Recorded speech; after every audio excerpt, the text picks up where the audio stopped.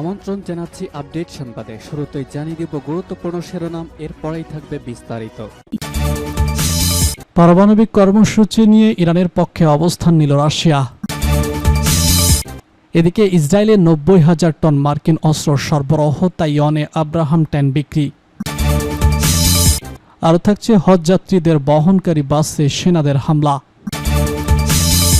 সর্বশেষ জানিয়ে দিব ঈদের দিনে কুরবানি নয়, গাজায় চলবে ক্ষুধা আর কান্নার উৎসব। শুনছিলেন সংবাদ শিরোনাম, এখন বিস্তারিত। তার আগে অনুরোধ থাকবে ভিডিওতে একটি লাইক দিন এবং কমেন্টস করে জানিয়ে দিন কোন জেলা থেকে বা কোথা থেকে আমাদের সঙ্গে যুক্ত রয়েছেন। পারমাণবিক কর্মসূচি নিয়ে ইরানের পক্ষে অবস্থান নিল রাশিয়া। ইরানের পারমাণবিক কর্মসূচিকে শান্তিপূর্ণ আখ্যা দিয়ে দেশটির পক্ষে অবস্থান নিয়েছে রাশিয়া। সম্প্রতি ক্রেমলিনের মুখপাত্র দিমিত্রি পেসকভ স্পষ্টভাবে জানান, মস্কো চায় ইরানের পারমাণবিক ইস্যু সম্পূর্ণ সমাধান হোক এবং এই ক্ষেত্রে তেহরানের বৈধ অধিকার রক্ষা করা হোক। মঙ্গলবার রাশিয়ান নিউজ এজেন্সি তাস তাদের এক প্রকাশিত প্রতিবেদনে সব তথ্য নিশ্চিত করে।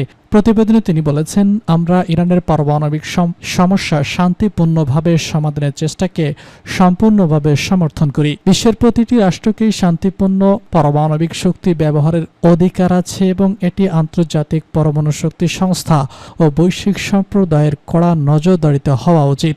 পেসকভ আরও উল্লেখ করেছে, এই ধরনের কর্মসূচি বিশ্বের অনেক দেশই পরিচালিত হচ্ছে এবং আমরা বিশ্বাস করি ইরান সহ সব দেশের এই অধিকার থাকা উচিত। রাশিয়া ইরানের দেওয়া সরকারি মন্তব্যের পর আস্থা রাখছে। সেখানে তেহরান জানায় তাদের পারমাণবিক কর্মসূচির পিছনে কোনো সামরিক উদ্দেশ্য নেই। মুখপাত্র বলেন, ইরানের বিরুদ্ধে পারমাণবিক অস্ত্র তৈরির যেসব অভিযোগ রয়েছে, আমরা সেসব বিষয়ে ইরানের সরকারি বিবৃতিতে প্রধান বিপত্তি হিসেবে দেখছি। ইরান পরমাণু অস্ত্র তৈরির কোনো পরিকল্পনা বা ইচ্ছা রাখে না। তাদের এই অবস্থানকেই আমরা গ্রহণ করি। এদিকে ইরান যুক্তরাষ্ট্র পারমাণবিক আলোচনার প্রেক্ষাপটেও নতুন কিছু তথ্য সামনে এসেছে। মার্কিন প্রেসিডেন্ট ডোনাল্ড ট্রাম্প পূর্বে বলেছিলেন, যুক্তরাষ্ট্র ইরানকে ইউরেনিয়াম সমৃদ্ধর অনুমতি দেবে না। কিন্তু মার্কিন গণমাধ্যম এক্সপ্রেস জানায়, চলতি বছরের 30 মে ওয়াশিংটনের পক্ষ থেকে ইরানকে একটি প্রস্তাব দেওয়া হয়েছে, যেখানে নিয়মিত পরিসরে ইউরেনিয়াম সমৃদ্ধির অনুমতি দেওয়ার কথা বলা হয়েছে। প্রসঙ্গত, ওমানের মধ্যস্থতায় ইরান এবং যুক্তরাষ্ট্রের মধ্যে 23 মে রোমে অনুষ্ঠিত হয় 5ম দফা আলোচনা। ওমানের পররাষ্ট্রমন্ত্রী বদর আল নুসাই বলেছেন, কিছু অগ্রগতি হয়েছে, তবে তা এখনও চূড়ান্ত নয়।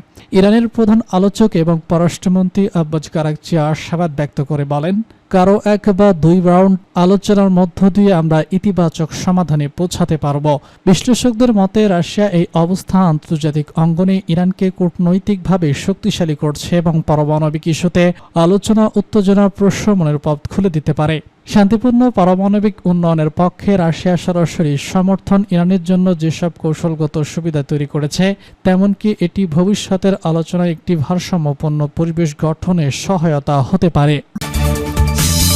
ইসরায়েলে 90,000 টন মার্কিন অস্ত্র সরবরাহ, তাইওয়ানে আব্রাহাম ট্যাঙ্ক বিক্রি। ইসরায়েলি প্রতিরক্ষা মন্ত্রণালয় ঘোষণা করেছে যে 2023 সালের 7 অক্টোবর থেকে পর্যন্ত 800তম মার্কিন অস্ত্রবাহী বিমান অবতরণের মাধ্যমে মোট 9,000 টনেরও বেশি মার্কিন অস্ত্র দখলকৃত ফিলিস্তিনে পৌঁছেছে। পাস্টুডের প্রতিবেদন অনুযায়ী অস্ত্রগুলো গাজা উপত্যকার উপর যুদ্ধ শুরু হওয়ার পর থেকে 940টি বিমান এবং হাজারের মাধ্যমে দখলকৃত ফিলিস্তিনে পাঠানো হয়েছে।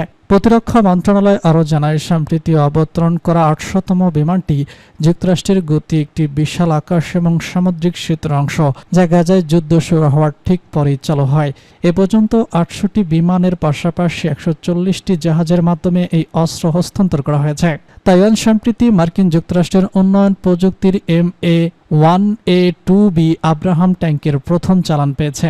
2024 সালের 15 ডিসেম্বর 38টি ট্যাঙ্ক তাইওয়ানে পৌঁছায় এবং হাসিচুস জেলায় একটি প্রশিক্ষণ ঘাঁটিতে হস্তান্তর করা হয়।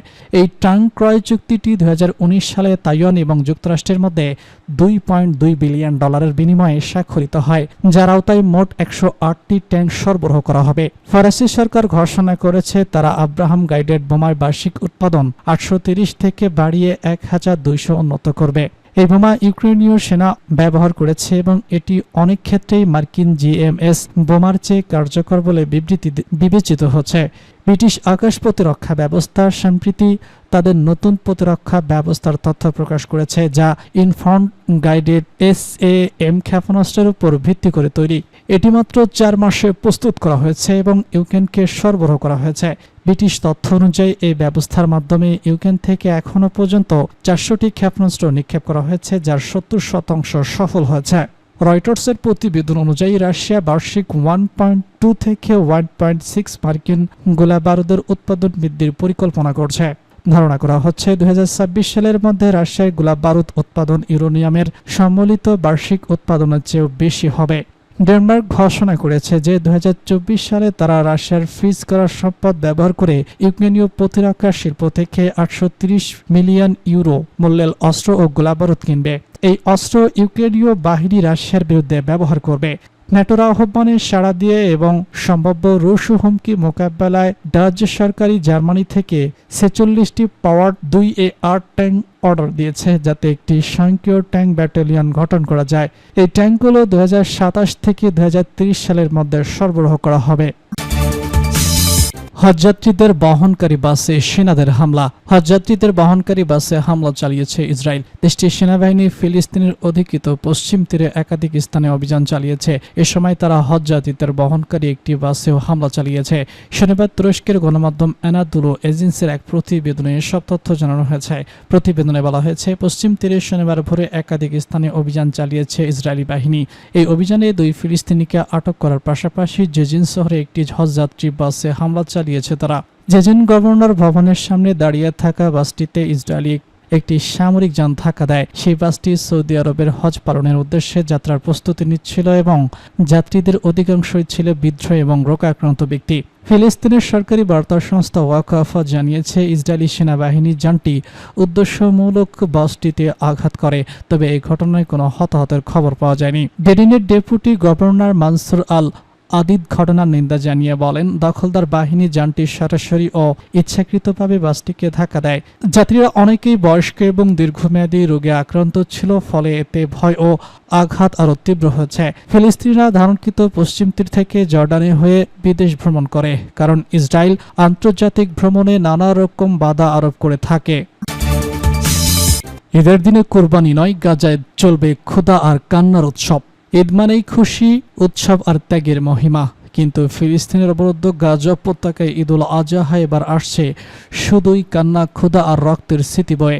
ইসরায়েলের প্রায় 2 বছর ধরে চলা অব্যাহত হামলা ও অবরোধে বিধ্বস্ত এই ভূখণ্ডে ঈদের ছোঁয়া যেন নিষিদ্ধ হয়ে গেছে। গাজার আকাশ জুড়ে এখন ধোঁয়া, বাতাস, বারুদের গন্ধ। 2023 সালের 7 অক্টোবর পর থেকে ইসরায়েলের লাগাতার বোমা বর্ষণে নিহত হয়েছে 54,000-এর বেশি ফিলিস্তিনি। আহতের সংখ্যা দাঁড়িয়েছে 1.25 লাখ। শুধু হামলাই নয়, গাজায় প্রবেশ করার সব ধরনের ত্রাণ, খাদ্য, ঔষধ ও নিত্য প্রয়োজনীয় পণ্য আটকে দিয়েছে। এক বিভীষিকাময় অপরাধের সৃষ্টি করেছে ইসরায়েল রাষ্ট্রটি। এই নিষ্ঠুরতা ঈদের খুশিকেও ছায়া ফেলেছে। লন্ডন ভিত্তিক গণমাধ্যম মিডল ইস্ট মনিটর তাদের প্রকাশিত এক প্রতিবেদন থেকে জানা যায়, এবছর গাজায় কোরবানি পশু প্রবেশের অনুমতি মেলেনি। প্রাণী ব্যবসায়ী এবং খামারি বলেছেন, সীমিত সংখ্যক পশু থাকলেও সেগুলোর দাম এত বেশি যে সাধারণ মানুষের নাগালের বাইরে। গাজার বাসিন্দারা আবু হালিম আল দারজা জানান, গত বছরের অক্টোবর থেকে কোনো পশু গাজায় আসেনি। যে কয়েকটি পশু আছে সেগুলোর জন্য প্রয়োজনীয় পানি পর্যন্ত জোগাড় করতে পারছেন না। যুদ্ধবিধ্বস্ত এই এলাকায় পশু পালনও প্রায় অসম্ভব হয়ে উঠেছে। ফলে এবারের ঈদ কুরবানির তো প্রশ্নই ওঠে না, বরং একাধিক ফিলিস্তিনি পরিবার হয়তো একটি টুকরো মাংস দেখার স্বপ্ন দেখতে পারছে না। বাস্তুচ্যুত বহু ফিলিস্তিনি জানিয়েছেন, তারা ঈদের কোনো প্রস্তুতি নিতে পারেননি। খোলা আকাশের নিচে খাদ্যবিহীন অবস্থায় ঈদের নামাজ পড়ার পর দিনের বাকি সময়টুকু কাটবে অনাহারে। গাজার বাজারগুলোতেও নেই কোনো উৎসবের আমেজ। ইসরায়েলের আরোপিত দুর্ভিক্ষের বাস্তবতার খাদ্য ও সবজির দাম অস্বাভাবিকভাবে বেড়ে গেছে। অনেকেই মাসের পর মাস মাংসের মুখ দেখেনি। এই বাস্তবতায় গাজায় মানুষের কাছে ঈদ মানে শুধু এক টুকরোখানি বেঁচে থাকার চেষ্টা। কুরবানির পশুর বদলে তারা ত্যাগ করছেন আর্তনাদ, উৎসবের বদলে শুনছেন শোকের সুর। এ যেন ঈদের দিনেও মৃত্যু আর ক্ষুধার সঙ্গে এক অসহায় জনগোষ্ঠীর নীরব যুদ্ধ।